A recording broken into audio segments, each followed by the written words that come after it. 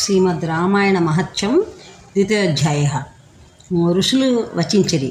పూజ్యుడైన ఓ మహాముని, మహాత్ముడైన నారద మహర్షి రామాయణం నందరి సమస్తమైన ధర్మములను సనస్ కుమారులకు ఎట్లు వివరించను? ఆ ఇద్దరు బ్రాహ్మణవాదులను ఏ క్షేత్రమును ఎట్లు కలుసుకుని నారద మహర్షి ఆయనకు తెలిపిన విశేషములేవి? వాటిని అన్నింటినీ మాకు విశదపరచుము. సూత మహర్షి పలికెను.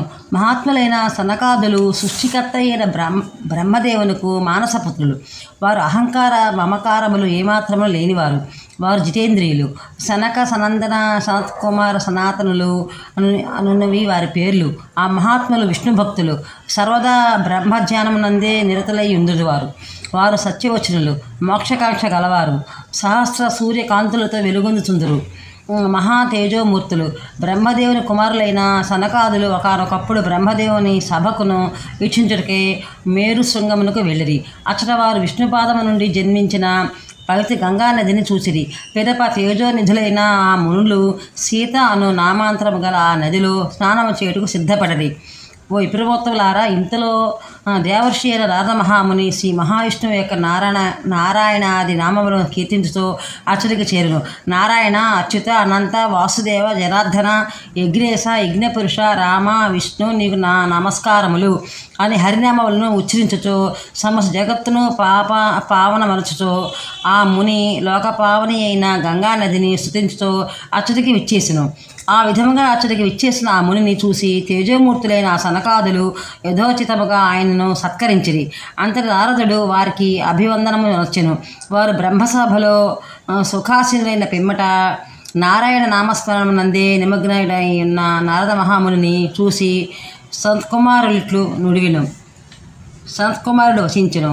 సర్వజ్ఞుడైన ఓ నారద మహర్షి, నీవు వేదాంగములను బాగుగా ఎరింగిన వాడవు. ముని లోకమునకే వన తెచ్చిన వాడవు. నీవు హరిభక్తుల్లో అగ్రేసరుడువు. నిన్ను మించిన విష్ణు భక్తుడు మరి ఒకడు లేడు. శ్రీ మహావిష్ణు నుండియే ఈ సమస్త చరాచర జగత్తు వెలువడినది. ఆయన పాదం నుండియే ఈ గంగానది ఆవిర్భవించినది. అట్టి హరిని గుర్చిన జ్ఞానము ఎట్లు కలుగును? మాపై దయ ఉంచి ఈ విషయములన్నింటినీ సమగ్రమంగా వివరింపము అని సనక కుమారుడు వచించెను. నారదుడు ఇట్లు ఈ విధముగా నుడివిను.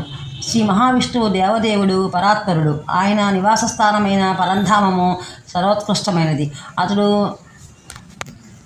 సగుణ స్వరూపుడు, నిర్గుణ స్వరూపుడు. జ్ఞానము, అజ్ఞానము, ధర్మము, అధర్మము, విద్య, అవిద్య ఇవి అన్నీను ఆయన స్వరూపములే. సకల జీవులకును అతడు ఆత్మస్వరూపుడు. అటు మహావిష్ణువులకు అనుక్షణము నమస్కరించును. త్రేతాయుగమున ఈ లోకమునందు రఘువంశమున అవతరించిన శ్రీరాముడు శ్రీ మహావిష్ణువే. అతడు రాక్షసులను సంహరించును, పాపములను రూపమాపెను. తన భుజముల చేతనే ధర్మమును రక్షించును. భూభారమును తొలగించుట ఆయనకు వినోదము. అట్టి ఆ దేవదేవునకు నమస్కరించుచున్నాను. అతడు ఒక్కడే 4 రూపములలో అవతరించును. రామ, లక్ష్మణ, భరత, శత్రుఘ్న రూపములో అవతరించును. వానరోత్తములతో కూడి రాక్షస సమూహములను హతమార్చును. దశరథ కుమారుడైన అట్టి శ్రీరాముని భజింతును. మహాత్ముడైన శ్రీరాముని యొక్క చరితములు అనేకములు. ఆయన నామములను లెక్కించుటకు ఎన్ని సంవత్సరములకు అయినను కాలమైనను చాలదు. ఆయన నామ మహిమను పూర్తిగా ఎరుగుటకు మునులకును మహర్షులకును అసాధ్యము. ఇక నా వంటి అల్పుని విషయమేలా చెప్పనేలా? ఆయన పవిత్ర నామములను విన్నంతనే మహాపాపాత్ములను పునీతులవుదురు. ఇక అట్టి మహాత్ముని గుర్చి అల్పబుద్ధినైన నేను ఎట్లు స్తుతింపగలను? ఓ బ్రాహ్మణోత్తములారా, ఘోరమైన ఈ కలియుగమున రామాయణ పఠనా శ్రవణముల యందు నిరతులైన వారు మాత్రమే ధన్యాత్ములవుదురు. వారికి నేను నిత్యము నమస్కరించుచుందును. భగవన్నామ మహిమ ఎరుంగా గోరువారు చైత్ర, కార్తీక, మాఘమాసములందును శుక్లపాడ్యము నుండి నవమి వరకును 9 దినములు రామాయణ కథామృతమును ఆస్వాదింపవలెను. గౌతమ మహర్షిని అవమానించిన కారణమున శపింపబడిన సౌదాసుడు రాక్షస రూపమున పొందెను. మరలా రామాయణ మహిమచే అతడు ఆ రాక్షసత్వం నుండి విముక్తుడయ్యను. సనత్కుమారుడు ఈ విధంగా అడిగాను. ఓ మునిసత్తమ, సమస్త ధర్మముల ఫలములను ప్రసాదించునట్టి రామాయణమును ఎవరు రచించిరి? గౌతముడు సౌదాముని ఎందులకు శపించును? రామాయణ ప్రభావముచే అతడు మరలా ఇట్లు శాప విముక్తుడయ్యను. ఓ మునీశ్వర, మీకు నాపై దయ్యున్నచో నన్ను అనుగ్రహింపుడు. ఈ విషయములను అన్నింటినీ మాకు సమగ్రమంగా తెలుపుడు. ఏలనన్నా ఈ రామాయణ కథ తెలిపిడి వారి యొక్క వినుడి వారి యొక్క సమస్త పాపలను రూపమాపునట్టుది కదా. నాదుడు ఈ విధంగా పలికెను. ఓ విప్రోత్తమ, శ్రద్ధగా వినుము. ఈ రామాయణము వాల్మీకి మహర్షి ముఖము నుండి వెలువడినది. మహిమాన్వితమైన ఈ కథామృతమును 9 దినములు ఆస్వాదించుట ఎంతయో శ్రేయోదాయకము. కలియుగమనందున ఒకనొక విప్రుడొకడు కలడు. అతని పేరు సోమదత్తుడు. అతడు ధర్మకర్మలను ఆచరించడంలో గొప్పవాడు, ధర్మనిరుతుడు. సోమదత్తుడు అను బ్రాహ్మణుడు బ్రహ్మవాది అయిన గౌతముని వలన మనోహరమైన గంగానది తీరమునందు సకల ధర్మములను వినెను. మరియు ఆ గౌతముడు అతనికి పురాణములను శాస్త్రములను బోధించెను. ఇంకను ఆ సోమదత్తుడు వివిధములకు ధర్మరహస్యములను గురించి ఆ మహర్షి నుండి తెలుసుకొనెను. ఒకనొక సమయంలో ఆ సోమదత్తుడు పరమేశ్వరుని సేవలలో నిమగ్నమై ఉండెను. ఆ సమయంలో అతని గురువైన గౌతమ మహర్షి అచ్చటికి వచ్చేసెను. కానీ సౌదాసుడు దైవసేవలో మునిగి ఉన్నందున లేచి ఆయనకు నమస్కరింపలేదు. శాంతి స్వరూపుడును మహాబుద్ధిశాలియు తేజోనిధియు అయిన గౌతముడు సౌదాసుని చూసి, ఇతడు నేను బోధించిన రీతిగా ధర్మకార్యములనే చేయుచున్నాడు అని సంతోషించెను. జగద్గురువు మహాదేవుడైన శివుని ఉపాసించినట్టి గౌతముడు అచ్చటికి వచ్చినప్పటికీ ఆ సౌదాసుడు లేచి నిలబడి తన గురువును గౌరవింపలేదు. ఇట్లు చేయుట మహాపచారం అని తలంచి సర్వధర్మజ్ఞుడు సర్వదర్శి దేవదేవుడు అయిన పరమశివుడు గురువును అవమానించిన పాపమునకు ఇతనికి రాక్షసత్వం ప్రాప్తించుగాక అని శపించెను. అంతలో సౌదాసుడు పశ్చాత్తాపంతో అంజలి ఘటించి నయకోవిదుడైన గౌతమునితో, ఓ పూజ్య మహర్షి గురుదేవ, మీ ఎడ నేను వచ్చిన మహా అపరాధములన్నింటినీ క్షమింపుడు అని వేడుకొనెను. గౌతముడు పలికెను, ఓ విప్ర, కార్తీక మాసం అందరి శుక్లపక్షమైన పాడ్యమి నుండి 9 దినములు భక్తి శ్రద్ధలతో సాదరముగా రామాయణ కథామృతమును గోలుము. నేటి నుండి 12 సంవత్సరముల కాలమును ముగిగానే ఈ రాక్షసత్వము నుండి నీకు విముక్తి కలుగును. అంతవరకును ఈ శాప ఫలితము అనుభవింపవలసిందే అని పలికెను. విప్రుడు వచించెను. వెంటనే విప్రుడైన ఆ సౌదాసుడు గురువు పలికిన అనుగ్రహం వచనములను సంప్రీతుడై ఆయన పాదములను నమస్కరించి ఇట్లు విన్నవించెను. ఓ గురువరా, ఈ రామాయణమును రచించిన మహాత్ముడెవరు? ఇంద్ర వృత్తాంతము ఎవరిది? మొదలగు విషయములన్నింటినీ సంగ్రహముగా తెలుపమని పలికెను. గౌతముడు ఈ విధంగా పలికెను. ఓ విప్రుడా, వినుము. రామాయణ మహాకావ్యను వాల్మీకి మహర్షి రచించెను. ఆ వృత్తాంతమును శ్రద్ధాధరములతో విన్నవాడు చాలా పాపముల నుండి విముక్తుడై మరలా తన రూపమును పొందును. దేవకార్యార్థమై శ్రీ మహావిష్ణువు శ్రీరాముడుగా ఈ లోకమును అవతరించెను. అతడు రావణాది రాక్షసులను హతమార్చెను. ఆ మహాత్ముని చరిత్రమును వినుము. మహిమాన్వితైన ఆ రామాయణ సమస్త పాపమును రూపుమాపును. దాన్ని కార్తీక శుద్ధ పాడ్యం నుండి నవమి వరకు విన్నచో మహాపుణ్యఫలము లభించును అని పలికి తపోబల సంపన్నుడైన గౌతముని తన ఆశ్రమునకు వెళ్ళెను. రాక్షస శరీరము ప్రాప్తించిన కారణముగా ఆ విప్రుడు మిగులు దుఃఖితుడయ్యను. అతడు నిత్యము అమితమైన ఆకలి దప్పులతో అలమటించుచుండెను. అందువల్ల అతనిలో కోపము మెండయ్యను. అతడు నల్లత్రాచు పాము వలె భయంకరుడై నిర్జనములైన వన ప్రదేశంలో తిరగసాగాను. వివిధములైన ప్రసిద్ధములైన క్రూరమృగములు, మనుష్యులు, సర్పములు, పక్షులు, వానరములు మొదలగు ప్రాణులన్నింటినీ అతడు భక్షించుచుండెను. ఓ విప్రులారా, ఆ రాక్షసుని కారణముగా అనేకములైన ఎముకల తోడను, పసుపు ఎరుపు కలేబరములతోనూ, రక్తము ద్రాగిడి భూత ప్రేతములతోడను నిండి అతడి ప్రదేశములన్నీయును భయంకరముగా ఉండెను. అతడు 100 యోజనముల వైశాల్యము గల ఆ భూభాగమును అంతటిను 6 మాసములలోని మిగుల కలుషితమనర్చి పాడు చేసి పిమ్మట మరి యొక్క వనమునకు ఎగెను. అక్కడ కూడా అతడు నిత్యము నరమాంసమనే భజింపదొడంగెను. సకల ప్రాణులకు భయంకరుడై ఉన్న రాక్షసుడు క్రమముగా నర్మదా నది తీరమునకు చేరును. ఇంత లోపల మిగుల ధార్మికుడైన ఒకనొక విప్రుడు అతడికి ఏతించెను. అతడికి వచ్చిన ఆ బ్రాహ్మణుని పేరు గర్గుడు. అతడు సుప్రసిద్ధుడు, కళింగ దేశమునకు చెందినవాడు.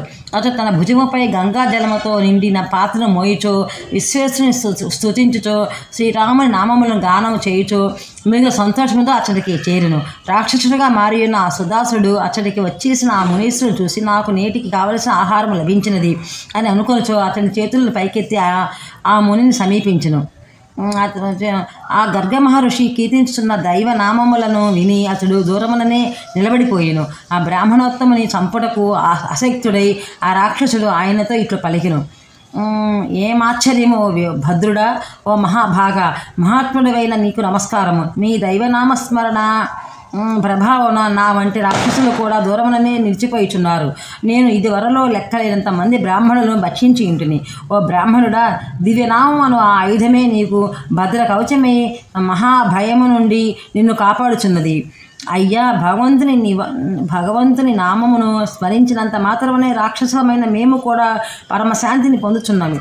భగవంతుని మహిమ నిజముగా ఎంత గొప్పది. ఓ మహాత్మా, నీవు అన్ని విధములుగా రాగద్వేషములు లేనట్టి బ్రాహ్మణోత్తడము కనుక నీవు రామకథను తెలిపి దాని ప్రభావంతో మహాపాపినైన నన్ను ఈ రాక్షస రూపం నుండి విముక్తి గావింపము అని పలికిను.